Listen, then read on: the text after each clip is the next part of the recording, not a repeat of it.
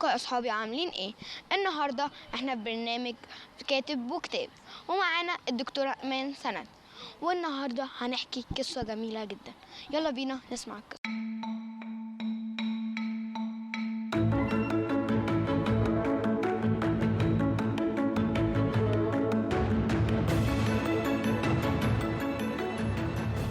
ومعانا صديقتنا جودي، ومعانا صديقتنا رغدة، ومعانا أستاذة إيمان. حضرتك دلوقتي هتحكي لنا إيه؟ خلاص احنا رمضان بيقرب يخلص، فاحنا هنستعد للعيد. قصتنا النهارده بعنوان عيد سعيد.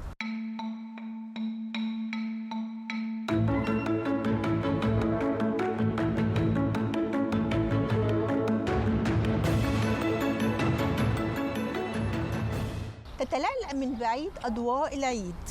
الليلة هي ليلة العيد. الشوارع مزدحمة بالبائعين والمارة. المحلات تعج بالصغار والكبار. هذا يقيس حذاء، وهذه تريد فستانا أبيض اللون، والصغير هيثم يريد أن يصلي صلاة العيد بلبس جديد، ولكن بشرط أن يكون عليه صورة باتمان.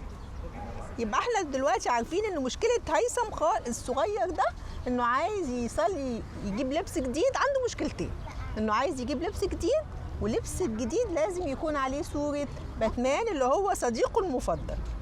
الأم داخل المحل تبحث مع هيثم عن زي عليه صورة باتمان، وعيد أخو هيثم الكبير يبحث كذلك بين الرفوف. كلما عثرت الأم أو عيد على زي يرفضه هيثم قائلا: ليس هذا ما أريد. ما يبهج هيثم في العيد أن تكون ملابسه تحوي رسمة باتمان، بطله الذي يحبه ويتابع كل أفلامه وصوره. أما ما يبهج عيد هو أن ينسى تلك الكلمات السيئة التي خرجت من فمه وجرحت صديقه سامح.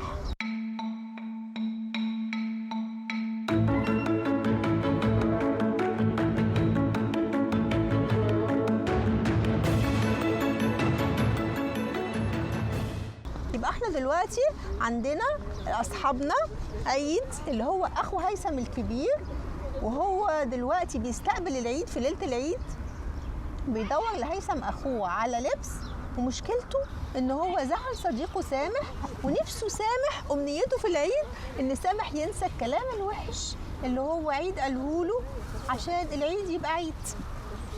عيد يحب صديقه سامح، يلعبان سويا، يذهبان إلى المدرسة معا، كما أنهم جيران. يعيش عيد مع أسرته في بيت صغير يسكن في الدور الأول منه، بينما يسكن سامح في الدور الثاني. يبقى عيد وهيثم ساكنين في الدور الأول، وفوقهم جارهم وصاحبهم سامح. في أواخر ليالي رمضان وقبل العيد بأيام تصنع أم عيد الكحك. تباهى بصنعة يديها، وبأن الكعك الذي تصنعه أفضل كثيرا من الكعك الذي تصنعه محلات الحلوى، وتطلب من عيد الذهاب إلى المخبز القريب لتسويته، وبالطبع يذهب سامح معهم. يبقى سامح وعيد متفقين إنهم يروحوا كل الحاجات مع بعض، حتى كانوا بيروحوا يسووا الكعك لما أم عيد تعمل الكعك.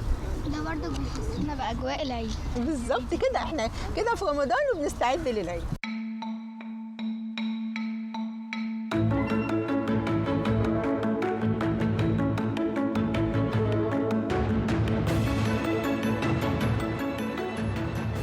هيثم يصل إلى البيت مع أمه فرحان، وقد اشترى أخيرا قميصا أحمر عليه صورة باتمان. واحد انتصر أهو. تركهم عيد يرجع إلى البيت، ورجع إلى البيت حين شعر بالتعب، وواصلت الأم البحث مع الصغير عما يريد. هيثم يقول: سأصعد إلى سامح لأريه القميص الجديد، هو يحب باتمان مثلي. دلوقتي أخو عيد الصغير هيثم عايز يطلع يوري سامح قميص الجديد اللي عليه باتمان، بس مين اللي متخانق مع سامح؟ عيد.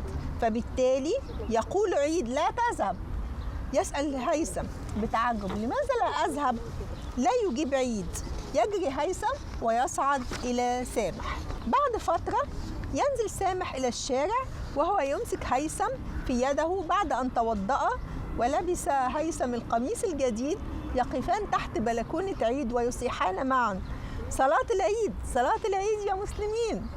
يسمع عيد صوت سامح لا يصدق نفسه، يتساءل: هل سامحه صديقه حقا على ما فعله؟ يجري إلى الشرفة، ينظران إلى الأسفل، يجد سامح وهيثم وهما ينتظرانه في الشارع ويبتسمان، وكل منهما يرتدي لبس العيد. يفرح عيد ويقول: سأتوضأ وأنزل في الحال، أمامنا بعد الوقت. ينادي هيثم أخاه قائلا: احضر البالونات الملونة معك، لا تنساها. يبقى هم رايحين فين دلوقتي؟ رايحين صلاة العيد. رايحين صلاة العيد، وصلاة العيد بتحتاج لبهجة وفرحة، وإن احنا نحتفل بانتهاء شهر رمضان، وإن احنا نبقى سعداء جدا. فبالتالي هيعملوا إيه؟ هيجيبوا معاهم البالونات. مش هو طلب كده؟ قال له ما تنساش تجيب معاك ايه؟ البالونات، عشان احنا واحنا رايحين نصلي ونتوضى ونبقى جاهزين للصلاه، كمان نفرح كلنا مع بعض. وبرضو نجيب بونبوني وحاجات نفرقها على الاطفال. كتير بنعمله كده، ده احنا بنبقى مش كل شويه حد بيفرق كل حاجه حلوه في صلاه العيد.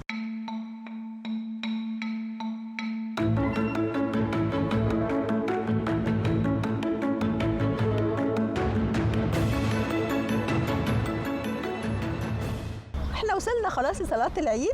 في صلاة العيد يصطف الناس يؤدون الصلاة، تتعالى التكبيرات، تنتشر في كل مكان، يهنئ الصغار والكبار بعضهم البعض بالعيد، ترتفع البالونات في السماء ومعها التكبيرات: الله أكبر كبيرا والحمد لله كثيرا ولا إله إلا الله وحده صدق وعده ونصر عبده لا إله إلا الله.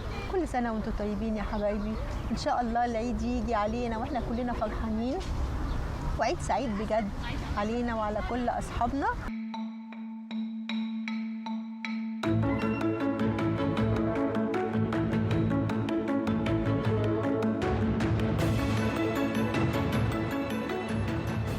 العيد جميل، واحنا دلوقتي عايزه كل اصحابي يفكروا هم بيعملوا ايه في العيد، ويا ترى هم بيعملوا زي عيد ده ويعملوا حاجات وحشه، ولا طول الوقت يبقى العيد بالنسبه لهم حاجات جميله وبيفتكروا وبيفكروا هم هيقضوه ازاي. يلا نبتدي بأيمن. انا كل مره في العيد بنزل وبجيب لبس جديد، ولما باجي بروح اول يوم في الصبح على طول بروح اصلي صلاه العيد في المسجد، واقعد مع اصحابي ونقعد نفرق حاجات على العيال الصغيرين في المسجد. بعد ما نخلص بنروح نزور قرايبنا عشان نعيد عليهم. جميل قوي. على فكره ايمن قال لنا كل الحاجات الجميله اللي هو بياخد بيها كل يعني ثواب كبير جدا. يعني قال ان هو بالاول بيصلي صلاه العيد، وبعدين يهنئ كل اصحابه ويدي حاجات حلوه للولاد الصغيرين، وفي نفس الوقت بيروح بعد كده يزور قرايبه فياخد ايه؟ ثواب صله الرحم. بعد شويه هتقول لنا جوجي. يلا قولي لنا، فكرتي؟ انا بروح عند جدتي ونعايد عليها، وهي بتعايد علينا وتدينا الهديه، وخاله برضو بيعايد عليا. وفي الجامع لما بنروح نصلي بنجيب بونبوني كتير. هو احنا الصلاه بتاع العيد لازم نصلي جوه الجامع؟ لا عادي، دي سنه عن الرسول. حلو جدا. لا ده نصلي دايما في الساحات، دايما بتبقى اماكن مفتوحه كده، كلنا نصلي بره ونفرح كلنا. أيوة. مع بعض ونطير بالونات، ويبقى صلاه العيد دي بهجه وفرح واحتفال بان رمضان خلص وبنستقبل العيد، صح كده؟ ايوه. خلي رغده تحكي لنا بقى.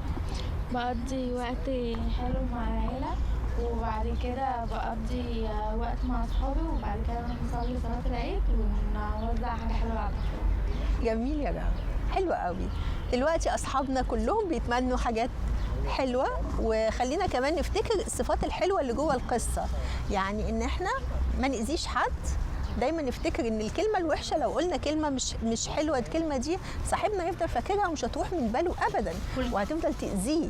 فنفتكر ان الكلمه بتاذي زي التصرف بالظبط، زي ما اكون انا عملت تصرف غلط الكلمه بتاذي. فما نقولش كلام صدقه. جميل، ما نقولش كلام وحش عشان ما نفقدش اصحابنا. احنا كده لو كل شويه نقول كلام وحش لصاحبنا ده وده ودي هنفقد اصحابنا ونعيش لوحدنا. لازم نقول كلام كويس، نفكر في الكلام قبل ما بنقوله. المفروض كمان نعمل صداقات كتير ونكون طيبين على اصحابنا ونديهم حاجه حلوه. هم طب افرض حصل خلاف او حد اذانا يا جوزي؟ احنا المستر بتاعي قال لي اللي لو حد عمل لك حاجه ضايقتك نتجاهله. ممكن كده، وممكن نتناقش معاه لو هو صاحبنا ويهمنا، وبيننا وبين بعض فتره طويله نقول له انت عملت كده ليه، ونبتدي نتناقش ونطلق ونعرف مين فينا اللي غلطان. الحاجه دي زعلتني منك. بالظبط كده، لازم ما يعملهاش تاني اذا كان عايز يحتفظ بصداقتي، صح كده؟ صح.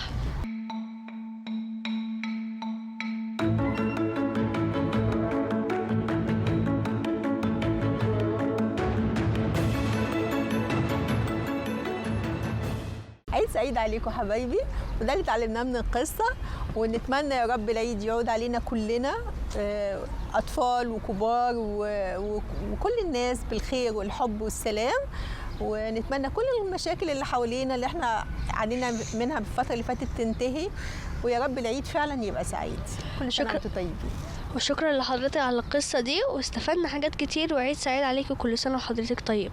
وكمان احنا فرحنا بحضرتك جدا وعلمتينا حاجات كتير، واحنا فرحانين بحضرتك جدا. شكرا. ميرسي يا جوزي، وعيد سعيد عليكم يا حبايبي.